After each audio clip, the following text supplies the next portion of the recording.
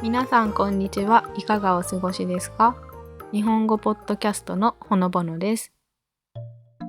今日は日本の会社で働く人たちの休日についてお話しします。年間休日や有給休暇のルール、そして実際に休みを取る時のポイントを説明します。少し難しいところもあるかもしれませんが、日本で働いている方やこれから日本で働く予定のある方の参考になれば嬉しいです。皆さん、年間休日という言葉を知っていますか？年間休日とは会社があらかじめ決めた1年間の休みの日数のことです。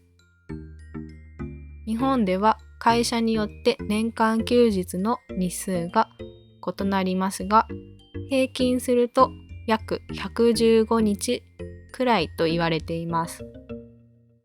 例えば、土日と祝日がすべてお休みの会社では、1年間にだいたい120日から125日くらいのお休みがあります。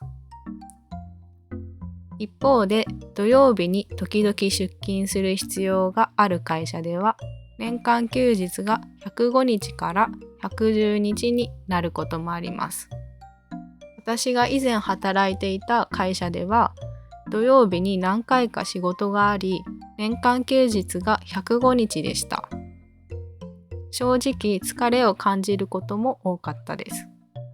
また友達と予定を合わせるのが少し大変でした。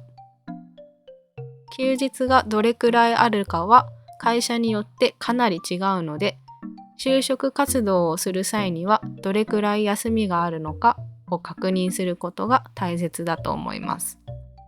ちなみに日本では年間休日が120日以上ある会社をホワイト企業と呼ぶこともありますよ。次に有給休暇について説明します。有給休暇とは休んでもお給料がもらえるお休みのことです。病気で会社を休むときや旅行に行くときなどにこの有給休暇を使います。出勤扱いになるので給料が減らされる心配はありません。この有給休暇は法律で決められているものです。正社員だけでなく、アルバイトやパートタイムで働いている人も有給休暇をもらえます。一般的には入社してから6ヶ月経つと10日間の有給休暇がもらえます。その後、働いた年数が増えるごとに有給休暇の日数も少しずつ増えていきます。例えば、勤続3年半の人なら14日間の有給がもらえます。ただし、有給休暇をもらえる日数は働く時間によって変わります。週に5日働く人は10日間ですが、週に3日働く人はその半分の5日間です。週に働く日数が少ない場合、もらえる日数も減る仕組みです。このように有給休暇の日数は働く日数や勤務年数によって異なります。また、会社によっては入社した日や働き始めた日からすぐに有給休暇がもらえる場合もあります。公務員や一部の会社では最初から15日や20日もらえることがあります。有給休暇のルールは会社や職種によって違うため、確認しておくことが大切です。また、1年間で有給休暇を全部使わなかった場合、その使わなかった日数は次の年に繰り越すことができます。例えば、今年もらった有給休暇が20日で1日も使わなかった場合、20日が次の年に繰り越されます。ただし、持ち越せる日数は最大20日までです。さらに、有給休暇には時効があります。古い有給休暇は消えてしまうということです。もらった有給休暇は2年経つと消えてしまいます。例えば2024年にもらった有給休暇は2026年にはなくなってしまいます。そのため休みを計画的に使うことがとても大切です。ではどうやって休みを取るのでしょうか。日本の会社では有給休暇を使うときに事前に上司や同僚と相談するのが一般的です。例えば休む日に重要な会議がある場合、他の人に代わってもらうようにお願いすることがあります。また1週間以上といった長い休みを取りたい場合は、早めに計画を立てて他のメンバーとスケジュールを調整する必要もあります。会社によっては夏休みや年末年始に長い休みを取りやすい環境が整っている会社もあります。ところで皆さん、就業規則という言葉を聞いたことがありますか？就業規則は会社のルールブックのようなものです。休日や有給休暇についての詳しい情報が書かれています。年間休日の日数や有給休暇の取り方、病気で休む時のルール、そして出勤時間や退勤時間などが書かれています。もちろんお給料のことも書いてあります。このルールブックは会社ごとに内容が異なります。多くの場合、会社のオフィスや社内ネットワークで見ることができます。もしこれを聞いている方の中で日本で働いている方がいたら、ぜひ就業規則を確認してみてください。自分の権利やルールをしっかり理解するためにも、一度この就業規則を読んでみるといいと思います。皆さんは休みの日をどのように過ごしていますか？私の場合、土日が休みの時は土曜日に体を休める日にして、日曜日に趣味や買い物を楽しむというスタイルで過ごしていました。ただ、日曜日だけしか休みがないと正直なところ、疲れが完全に取れないと感じることも多かったです。最近では週に3日休みがある会社も増えています。休みが多いと体力や気持ちに余裕が出て、仕事への意欲も高まりますよね。最後になりますが、私が皆さんに伝えたいことは、自分の体と心を大切にすることです。忙しい職場でなかなか休めない人もいると思います。ですが、少しだけでもリフレッシュする時間、自分を大切にする時間を作って、自分の心と体の健康を一番に考えてほしいです。休むことは恥ずかしいことではありません。健康第一で楽しく仕事を続けることが大切だと思います。皆さんがしっかり休んで楽しく元気に生活していけることを心から願っています。少し難しい内容もあったかもしれませんが、最後まで聞いてくださり本当にありがとうございました。また次回のエピソードでお会いしましょう。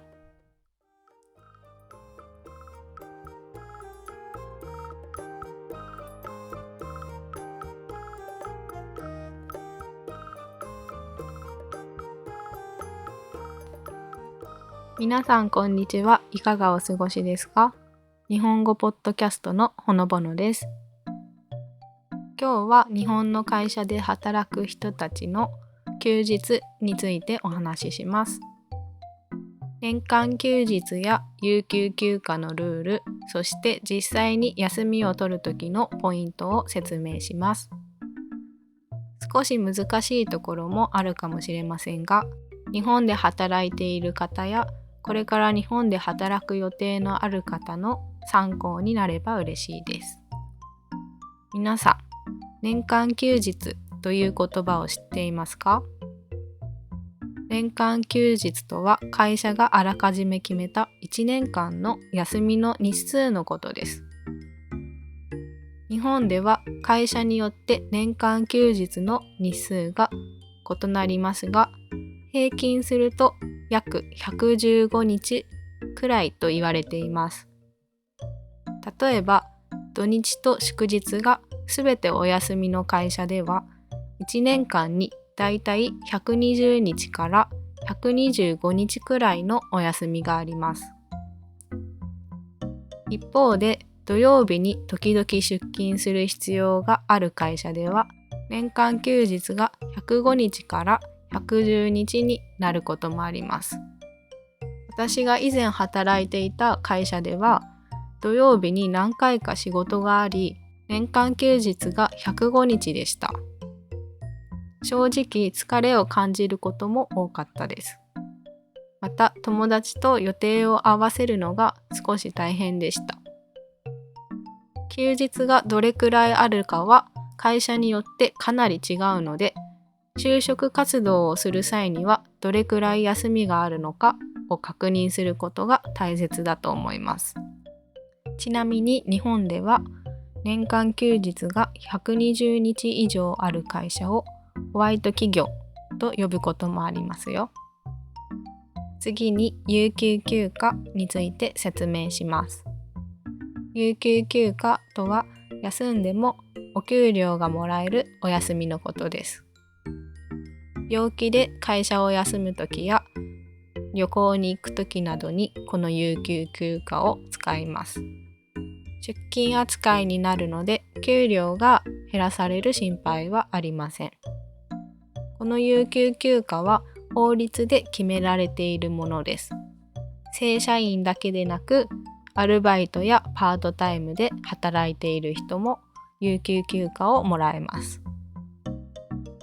一般的には入社してから6ヶ月経つと10日間の有給休暇がもらえます。その後、働いた年数が増えるごとに有給休暇の日数も少しずつ増えていきます。例えば、勤続3年半の人なら14日間の有給がもらえます。ただし、有給休暇をもらえる日数は働く時間によって変わります。週に5日働く人は10日間ですが、週に3日働く人はその半分の5日間です。週に働く日数が少ない場合、もらえる日数も減る仕組みです。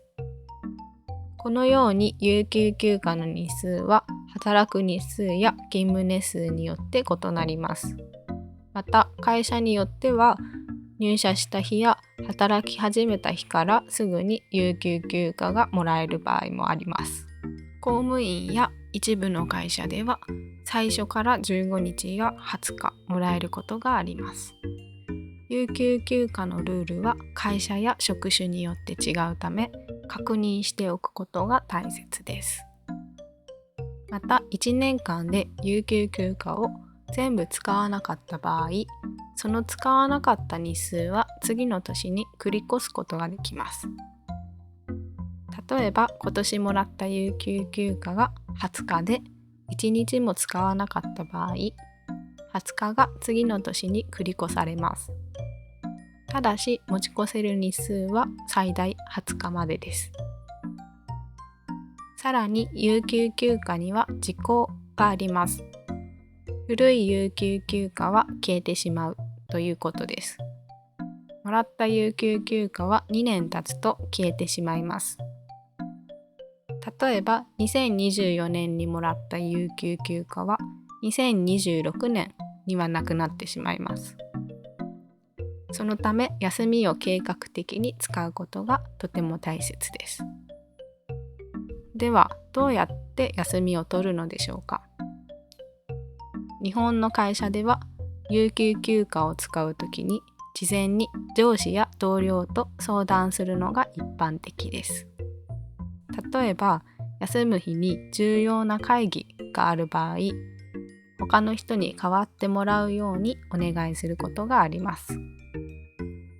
また1週間以上といった長い休みを取りたい場合は早めに計画を立てて他のメンバーとスケジュールを調整する必要もあります。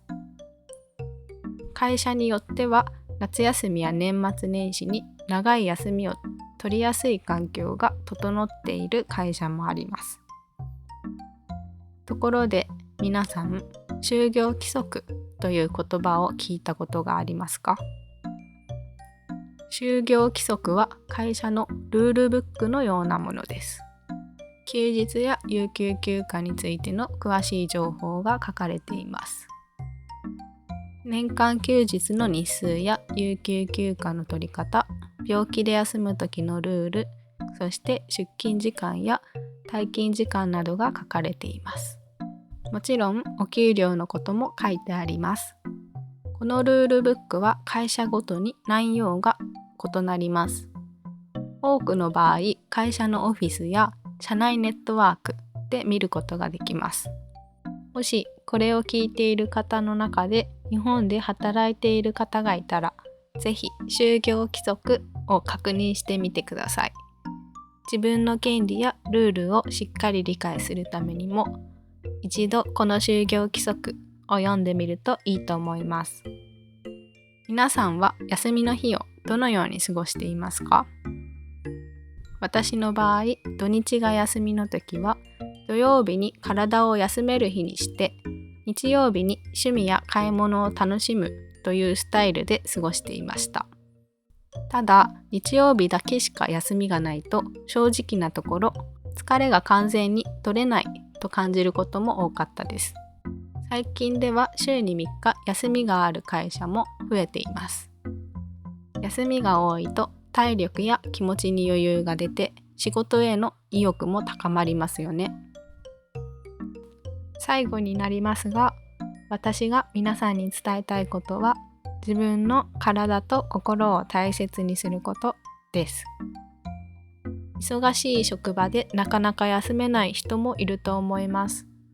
ですが、少しだけでもリフレッシュする時間、自分を大切にする時間を作って、自分の心と体の健康を一番に考えてほしいです。休むことは恥ずかしいことではありません。健康第一で楽しく仕事を続けることが大切だと思います。皆さんがしっかり休んで楽しく元気に生活していけることを心から願っています。少し難しい内容もあったかもしれませんが、最後まで聞いてくださり本当にありがとうございました。また次回のエピソードでお会いしましょう。